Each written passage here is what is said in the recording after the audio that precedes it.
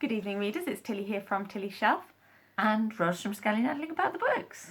And we're here for week 1 of Sagalong. We're kind of ahead of the game, which I like. I'm never ahead of the game because Sagalong starts in April and this is sort of late March. But we're going to post it at the right time, or I'm going to post it at the right time. I'm normally recording just in the mere minutes before I have to leave for work. So, wow. So, yes, Sagalong is an annual event in which we read Icelandic sagas. It's one of my favourite booktube events. Is it? Oh, well, I'm glad. And because it's got me to read a type of thing that I wouldn't have read without this. Yeah. It's not something you'd ever really necessarily think of as current and relevant and still enjoyable, but it definitely is. It's got a lot of historical interest and these sagas always have kind of themes of human relationships and things and sort of power dynamics and stuff that you can still see as relevant today. And this year we're reading such a good one. Yes, so this year it's Egil's Saga, or Egil's Saga, or Egil's Saga, or however you want to say it. And maybe go to one of the hosts like Elizabeth from British I North. think she says Eils, with a soft G. Yeah. And yeah, it's regarded as one of the best Icelandic sagas, and I think with good reason. So I'll just tell you, like you just mentioned, I'll just tell you the hosts, because I'm not officially hosting this year, I'm just participating. So hosts are Elena McCridena, Margaret Richardson Reads, Sean Standfast, Jack at Rambling Raconteur, Elizabeth of Bookish North, Lucretia at A Cruel Reader's Thesis, Scott Danielson and Daria at Motley Reed. So, there's enough of us. Absolutely. And Steve Donoghue is a fellow cheerleader, I think. Yes. Yeah. So, we've read Getting Ahead because we're together. Yeah. For a few I thought I'd take advantage of the fact that I've got an intelligent person who actually does booktube on hand to support. And who also enjoys Sagalong. Yeah. We've read the first week's section, which is chapters 1 to 22, which sounds like loads. But these chapters and these things are really, really, really short. Wincy chapters. Full of drama and excitement. So you can catch up with this week's reading in the space of any afternoon or an evening, if you want to. Or so half an hour even. I think it was slightly longer than half an hour, but it's a very short length of time. So if you don't want any spoilers for up to chapter 22, stop now and go and spend half an hour reading Egil's Saga and then come back. Yeah. And it has one of those classic saga starts, doesn't it? There was a man named Ulf. And it's very typical of sagas to start by naming somebody who you think, right, there was a man named Ulf. This is going to be a really important character. But no, he's just the ancestor of some people that are going to be more important. Except that is absolutely key to the way sagas work. That people like that trace ancestry, and the fact that you're people who are cousins, and those family connections. You want to know who's related to who, because it becomes important later on who's going to inherit what, or who's going to have what kind of allegiance.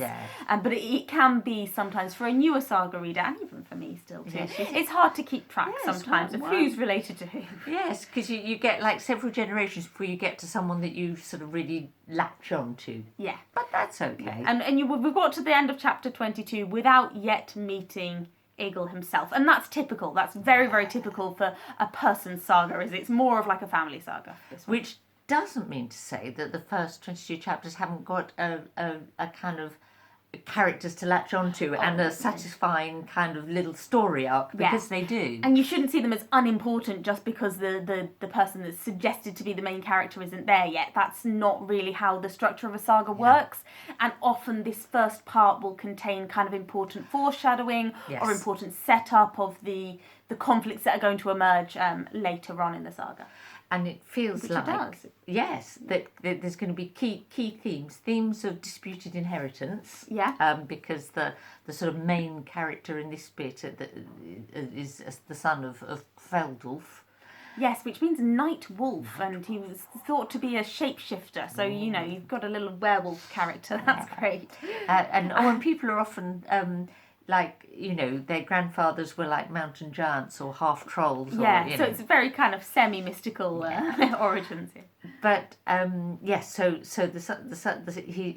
his Thorold is like our main character in these first 22 chapters, and there's a sort of an inheritance dispute, which means that he's slandered and it sets up a rivalry between him and, I think they're his half cousins effectively, or he's their. Yes, yeah. Anyway, we won't get into it. They're stepmom, something.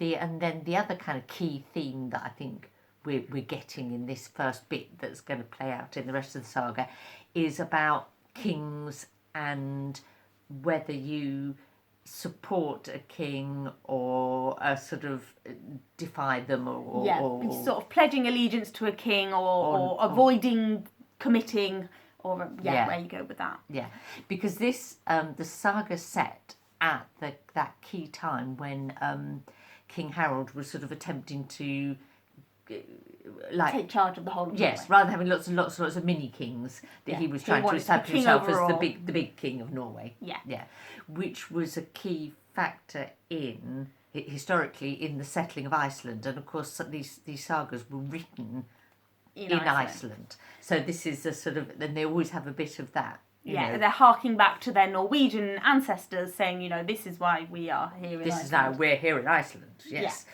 And these were our Norwegian, family links. Yeah. So, things that we liked, light-hearted things that we enjoyed in the first 22 chapters. People's names. Names are brilliant. Great names. I'm trying to think of some examples. We've got somebody who's... Skallagrim, which is Baldgrim. Baldgrim, so we're going to end up with Skallagrim's son, the son of Baldgrim. Yes. We've had somebody, the plagiarizer. Yes. We've had a poet who was called the Uninspired. Yes. And I think it kind of adds into this... The saga style can be very succinct and it can move through events that happen over the course of years very, very swiftly. But it can also capture characterization in a matter of words or a matter of sentences. Yes. So, Kveldulf, Nightwolf, you get a little bit of characterization just from that. But then there's one paragraph that said he was known for waking up early to check up on all of his kettle and the people that he had working for him. And by the afternoon, he was really in a bad mood and nobody could talk to him. And then you just know what Kveldulf was like. Yeah. And then later on, when he's having discussions with people and you think, have you caught him later in the afternoon then when he's a bad person to talk to? Or, Yeah. But you don't get sort of, in a saga, you shouldn't expect loads of kind of deep character development or psychology. No. You have to assume things from people's actions. Yeah. Yeah, there's a bit of psychology in Thorolf's actions over these 22 chapters where he's a young, ambitious man who decides to kind of defy his father and go and ally himself with King Harold. And then when King Harold disbelieves him and starts to distrust him, he kind of goes off kind of plundering in his own right. So there's a bit of psychology of his choices and decisions there, but you have to infer it from what he does. Yes. There's none of him kind of sitting and thinking about what should I do. You're not going to get any internal monologue. Yes. People just do stuff. Yeah. Decisively and sometimes viciously.